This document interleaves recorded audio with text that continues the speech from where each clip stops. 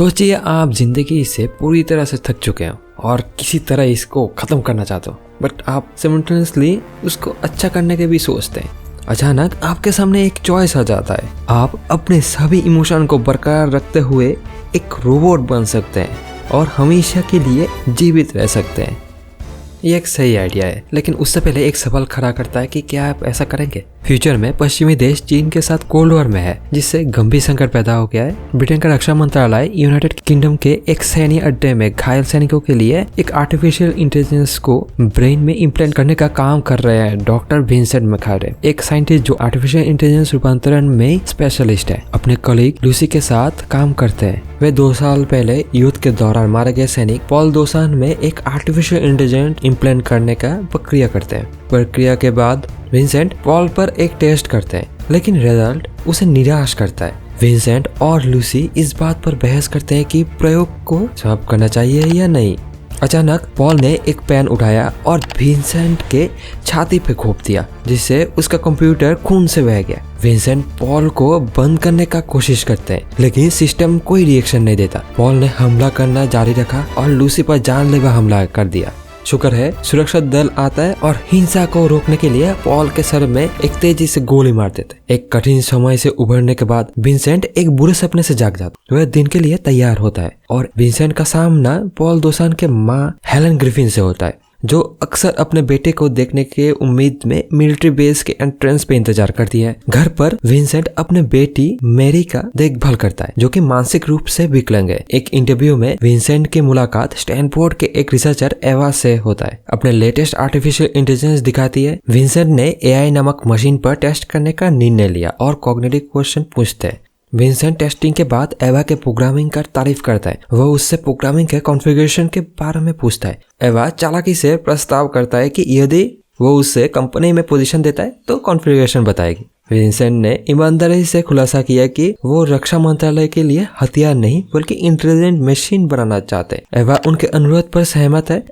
एवा के काम के पहले दिन हेलन एक चौकी पर उसके पास आता है और कहता है कि आर्मी उसके बेटे को ले गई है। एवा आश्चर्यचकित है और दावा करती है कि उसे इसके बारे में कुछ आइडिया ही नहीं है। अचानक सेना ने हेलन और एवा को गिरफ्तार कर लिया। विंसेंट आता है और मजाक में एवा को उसके पहले दिन ही गिरफ्तार होने के लिए बधाई देता है। जैसा ही एवा हेलन की स्थिति बताता है, विंसेंट ने खुलासा किया कि हेलन के बेटे को 2 साल पहले एक मिशन के दौरान मौत हो गया था। वो उस कठिन परिस्थिति को समझता है जिससे हेलन सामना कर रही है। विंसेंट एवा को टूर कराता है अपने एरिया का। इस बात से अनजान की एक फीमेल साइबॉर्ग उन पर जासूसी कर रहा था और दूसरों से जानकारी इकट्ठा कर रही थी। वे सुरक्षा जांच से गुजरते हैं और अंडरग्राउंड लैब में पहुंच जाते हैं। एवा को गार्ड के सिर पर अजीब सा निशान दिखाई देता है, जिसके बारे में विंसेंट बताता है कि ये मस्तिष्क के जो इम्प्लांट से है, जिससे उनके जीवन में सुधार हो गया है। मजे की बात यह है कि ऑपरेशन के बाद साइबॉर्ग महीनों तक चुप रहते हैं, लेकिन उन्होंने वास्तव में संचार का एक गुप्त और कौशल तरीका विकसित किया है। लैब में एवा विंसेंट के क्वांटम कंप्यूटर से रोमांचित होती है, पर वो बहुत कम जानती है इस बारे में। रक्षा मंत्रालय के निदेशक थॉमसन उसे करीब से देखते हैं। थॉमसन एवा का स्वागत करता है और उसे टीम से परिचित करता है। सॉरी, फीमेल साइबॉर्ग जिसने कुछ टाइम पहले उस पर जासूसी कर रही थी। थॉमसन ने उल्लेख किया कि उन्हें कुछ दिखाना चाहते हैं। वे जेम्स नामक एक सैनिक को दिखाता है, जिससे रेशम से बने एक नए बुलेट और बॉम्ब प्रूफ हथियार का परीक्षा करने के लिए अपने हाथों को खो दिया था। एवा को आश्चर्य है कि वे मशीनों को अधिक इंसान दिखाने की कोशिश कर रहे हैं। विंसेंट ने कबूल किया कि वे वास्तव में हत्या के लिए मशीन विकसित कर रहे हैं। एवा नई प्रोडक्ट से आश्चर्यचकित है और जेम्स अपने नए आर्म्स के बेहद ताकत का प्रदर्शन करता है। वे मानव स्पर्श के अनुभूति को फिर से अनुभव करने के लिए एवा के हाथों को छूने के लिए कहता है। विंसेंट ने तुरंत चेतावनी दी कि हथियार शक्तिशाली है और उसे चोट पहुंच सकते हैं। चेतावनी के बावजूद जेम्स ने धीरे से उसका हाथ पकड़ लिया। अनएक्सपेक्टेडली जेम्स एवा को थॉमसन और विंसेंट से दूर खींचता है। वो मदद के लिए फुसफुसाता है और एरिया 6 नामक एक गुप्त स्थान का बताता है। अगले दिन विंसेंट एवा के स्कैन करने के लिए क्वांटम कंप्यूटर्स का उपयोग कर रहे हैं। वो ब्रेन डाटा रिलेटेड कलेक्ट करने के लिए कुछ विभिन्न क्वेश्चन कर रहे थे एवा से। एवा बातचीत को आगे बढ़ाता है और एरिया 6 के बारे में पूछते हैं। विंसेंट बताता है कि ये एक ऐसा सुविधा है जहां ब्रेन डैमेज वाले घायल सैनिकों को उपचार मिलता है, लेकिन विंसेंट ज्यादा जानकार न होने के लिए माफी मांगता है और जल्दी से चले जाते हैं। तथापि एवा इसे जेल जैसा महसूस करती है। अगले दिन एवा ने बिना किसी को बताए एरिया 6 देखने का फैसला किया। वो चुपचाप प्रवेश करती है और एक कांच के खिड़की से झांकती है जहां उसे एक भरे सुरक्षा वाला जेल कैंप दिखाई देता है। यह उसके संदेह को पुष्टि करता है। अचानक बिना कुछ कहे साइबोर्ग सोल्जर्स का एक समूह उसके पीछे आ जाता है। एवा शांति से उस एरिया से निकल जाती है जैसे कि लैब में कुछ हुआ ही नहीं। वे एवा के मस्तिष्क डेटा को स्कैन करना जारी रखते हैं और उसे चेहरे के भावना के माध्यम से भावना दिखाने के लिए बोलते हैं। प्रक्रिया के दौरान विंसेंट ने बेरहमी से उसे एरिया 6 से बाहर रहने के लिए और दोबारा इधर उधर ताक-झांक ना करे इसके लिए चेतावनी दी है। इस दौरान सूरी थॉमसन को क्वांटम कंप्यूटर से एरिया के बारे में रेस्ट्रिक्टेड इंफॉर्मेशन पहुंचाने के लिए एक हैकिंग डिवाइस का उपयोग करते हुए एवा का एक वीडियो दिखाता है। अगले सुबह विंसेंट अपने पिछले बर्ताव के लिए एवा से माफी मांगता है। विंसेंट को मजाक में ये कहकर चिढ़ाता है कि एवा अभी भी उससे नाराज है। घर जाते समय विंसेंट ने खुलासा किया कि रेट सिंड्रोम से पीड़ित अपने बेटे की मदद के लिए ब्रेन इम्प्लांट के लिए रिसर्च कर रहे हैं। अचानक उनके मुलाकात हेलन से होती है जो बीच सड़क पर रो रही थी। एवा उसके पास जाते है लेकिन हेलन के वेश में एक व्यक्ति जो वास्तव में चीनी घुसपैठिया था अचानक आता है और एवा के पेट में चाकू मार देता है। थॉमसन को घटना का सीधा प्रसारण प्राप्त होता है और वो एवा को संघर्ष करते हुए देखना जारी रखता है और अपने चोटों के कारण दम तोड़ देती है एवा। अगले दिन थॉमसन ने विंसेंट को बताया कि चीनी उनके रोबोटिक कार्यक्रम चाहते हैं और उसके लिए और चीनियों को लगता था कि वैज्ञानिकों को मारना इसे हासिल करने का सबसे अच्छा तरीका है। विंसेंट को एवा के मौत पर बहुत दुख हुआ है। उसने मशीन से उसका रूप लेने के लिए उसके चेहरे और शरीर का स्कैन करने का फैसला लिया। विंसेंट प्रक्रिया पूरी करता है और मशीन को बंधनों से मुक्त करने का प्रयास करता है। अचानक मशीन तुरंत उसका हाथ पकड़ लेता है और विंसेंट की स्मेल का तारीफ करता है। विंसेंट को पता नहीं था कि कैसे रिएक्शन देते हैं लेकिन अच्छे बर्ताव के लिए मशीन को धन्यवाद देते हैं। वे कॉग्निटिव क्वेश्चन शुरू कर देते हैं और विंसेंट पहले जैसा क्वेश्चन पूछता है। जब वो मशीन के पहले ही याददाश्त के बारे में पूछता है तो वो कहती है कि वो खुद को उसके माँ जैसे दिखते हैं। परिणाम से खुश होकर वो दूसरे चरण के लिए आगे बढ़ते हैं। मशीन के भावना को परखने के लिए वो स्पाइडर टेस्ट करते हैं। हैरानी की बात यह है कि बजाय गुस्सा दिखने के मशीन डर जाती है। टेस्ट के बाद स्पाइडर को हटाने के लिए मशीन विंसेंट को बार बार धन्यवाद देते हैं। मशीन की रिएक्शन देखने के बाद विंसेंट को एहसास होता है कि वो एवा की तरह अधिक इंसान होते जा रही है। वह अपने टेस्ट के साथ आगे बढ़ते हैं जिसमें एक वैज्ञानिक मशीन के और पीछे से आता है। अचानक से एक डरावना जोकर का मुखौटा पहने उसे चौंका देते हैं। मशीन वैज्ञानिक को मार देता है। विंसेंट ने उस आदमी को जान लेने के लिए मशीन को डांटा और मशीन दुर्घटना के लिए ईमानदारी से माफी मांगती है। कुछ पल पछतावा के बाद मशीन स्वयं बंद हो जाते हैं। घटना के बाद विंसेंट जेम्स से मिलने जाता है जहाँ उसे पता चलता है कि ब्रेन इम्प्लांट होने के बाद जेम्स बोल नहीं पा रहा है। विंसेंट जेम्स को एवा के मौत के बारे में बताता है और उसे बचाने का वादा करता है। जब विंसेंट ने देखा कि साइबोर्ग करीब से देख रहे थे तो उसने वहां से जाने का फैसला लिया। कुछ ही समय बाद सूरी आता है और जेम्स से उनके रोबोटिक भाषा में कुछ बात करते हैं। सूरी फिर लैब में चले जाती है जबकि सूरी किसी चीज का जांच कर रही थी। मशीन अचानक उसका हाथ पकड़ लेते हैं और रोबोटिक भाषा में कुछ बातें करते हैं। ऐसा देखने को लग रहा था कि ये कुछ धमकी और या फिर कुछ महत्वपूर्ण बात हो रही थी। अगले दिन विंसेंट फिर से स्वस्थ होकर आगे बढ़ने से आश्चर्यचकित है। हालांकि उसे मैरी के डॉक्टर का फोन आता है उसके बहुत खराब स्थिति के बारे में बताते हैं। जैसे ही मशीन विंसेंट की आवाज सुनता है उसे ध्यान आता है कि वो कितना उदास लग रहा है। विंसेंट मशीन से कहता है कि उसे जाना होगा लेकिन वो उसका हाथ पकड़ लेता है और उसे ना जाने के विनती करती है।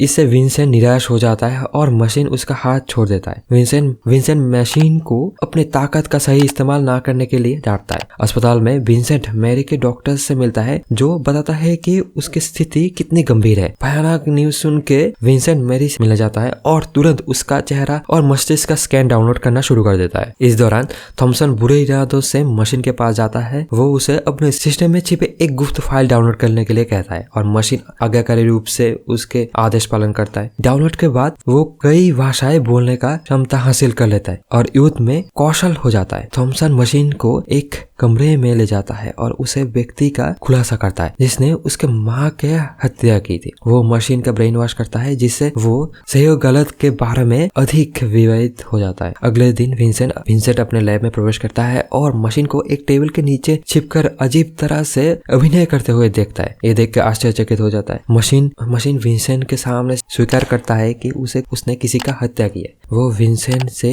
रक्षा करने के लिए कहता है। विंसेंट उसे समझाता है और कोशिश करता है है कि एक कठिन परिस्थिति में उसका साथ देने का। विंसेंट ने थॉमसन से पूछता है कि उसने मशीन के साथ क्या किया। वो थॉमसन को बताता है कि मशीन सिर्फ एक सैनिक नहीं, उससे कई अधिक है, बल्कि इंसानी भावना महसूस करने के लिए साक्षात एक विशेष रचना है। थॉमसन उस पर विश्वास नहीं करता और विंसेंट को हस्तक्षेप करने से पहले ये साबित करने का चुनौती देता है कि मशीन जीवित है। विंसेंट मशीन से बात करना चाहता है और थॉमसन के साथ अपने बातचीत समझता है। मशीन का कहना है कि वो जो भी जरूरी होगा वो करने के लिए तैयार है। अचानक विंसेंट को मैरी के डॉक्टर का फोन आता है, जो दुखी होकर सूचित करता है कि मैरी ऑपरेशन से बच नहीं पाई। विंसेंट अपने विचारों में खो जाता है, इस बात से अनजान कि मशीन उसके प्रति अपना प्यार इजहार करता है। जब विंसेंट दूर होता है, मशीन अपना सैनिक परीक्षण फिर से शुरू कर देती है। मैरी को दफनाने के बाद कई दिन बीत गए। विंसेंट फाइनली लैब में लौट आया। हालांकि ऐसा लगता है कि वो अपना ध्यान और उद्देश्य खो चुका है। विंसेंट मशीन से पूछता है कि उसके बारे में कैसा महसूस करती है और मशीन उसे उसके बारे में बारीकी से जांच करने के लिए कहता है। विंसेंट क्वांटम कंप्यूटर में अपना छवि को देखता है और महसूस करता है कि वो किसी तरह मशीन से जुड़ा हुआ है। इस खुलासा से उत्साहित होकर विंसेंट थॉमसन के पास जाता है और बताता है कि उसने क्या खोजा है। वो थॉमसन को सहज एकत्रित जानकारी के बारे में बताता है, जो मशीन प्रोग्रामिंग में चेतना का एक रूप है। थॉमसन ने विंसेंट को चेतावनी दी कि निर्णय लेने से पहले साक्षात एक जागरूक मशीन का होना खतरनाक है और विंसेंट को उस सेटिंग को हटाने का आदेश देता है जो मशीन को चेतना देता है। विंसेंट बिट्रे फील करता है। विंसेंट ने बंद करने से इनकार कर दिया। इसके बाद थॉमसन विंसेंट को मैरी के मस्तिष्क स्कैन का अंतिम फेल दिखाता है और उसे उसके खिलाफ लाभ उठाने के रूप में उपयोग करता है। विंसेंट मशीन से कहता है कि वह चाहता है कि वो इंसान की तरह कम और मशीन की तरह अधिक दिखे। वो समझता है कि उसके बेटी बचाने के लिए उन्हें ऐसा करना होगा। हालांकि मशीन विंसेंट से प्यार करता है, लेकिन वो अपने बेटी के खातिर खुद को बलिदान करने के लिए सहमत हो जाता है। ऑपरेटिंग रूम में मशीन डरे हुए होने के बाद स्वीकार करता है कि विंसेंट उसे दिलासा देने की कोशिश करता है, लेकिन अचानक वो उस चिप को हटा देता है जिससे उसे होश आता है। तुरंत मशीन अपने जागरूकता को खो देता है। विंसेंट फिर थॉमसन को प्रक्रिया के बारे में सूचित करता है। थॉमसन ने खुलासा किया कि सुरक्षा कारणों से विंसेंट की बेटी का मस्तिष्क स्कैन को हटा दिया है। इसे विंसेंट क्रोधित हो जाता है, लेकिन इससे पहले कि वो प्रतिक्रिया कर पाता, गार्ड उसे पहले रोक देता है और उसे सरेंडर करने पर मजबूर कर देता है। कुछ दिनों के बाद मशीन मारने में बेहतर हो जाता है। इवेंचुअली थॉमसन ने निर्णय लिया कि अब अंतिम परीक्षा का समय आ गया। इस दौरान सूरी और साइबॉर्ग सैनिक अपने नियोजित मिशन के लिए तैयार करते हैं। टेस्टिंग के दिन साइबॉर्ग सैनिकों में एक विंसेंट को कमरे में खींच लेता है और उसे रोक लेता है। विंसेंट देखता है कि मशीन उस पर राइफल टने हुए। थॉमसन ने मशीन को विंसेंट के सर में गोली मारने का आदेश दिया। मशीन बिना किसी हिचकिचाहट के ट्रिगर खींचता है। शुक्र है राइफल खाली था और विंसेंट को कोई नुकसान नहीं हुआ। इसी बीच मशीन के संचालन के दौरान विंसेंट मदद करने वाले वैज्ञानिक को उस चिप के बारे में सच्चाई का पता चलता है जिसे विंसेंट ने हटाया था। ये पता चला कि चिप नोनाचिन के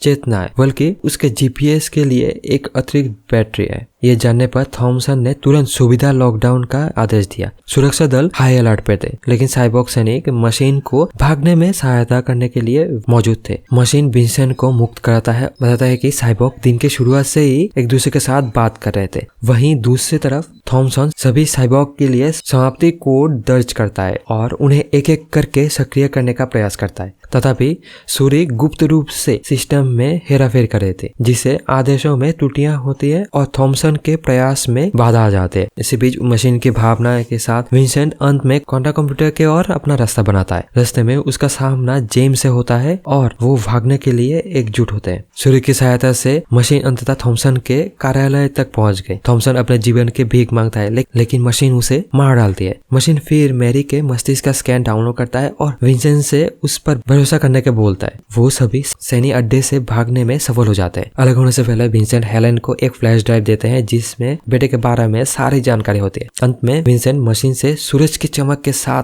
बाहर शादी करने का बात करता है। वो संभावना और उज्जवल भविष्य के वादे से भरे नई शुरुआत की राह पर चल पड़ते हैं। तो इसी के साथ ये मूवी होता है खत्म। जल्दी फिर मिलेंगे अगली वीडियो के साथ। तब तक के लिए बाय बाय।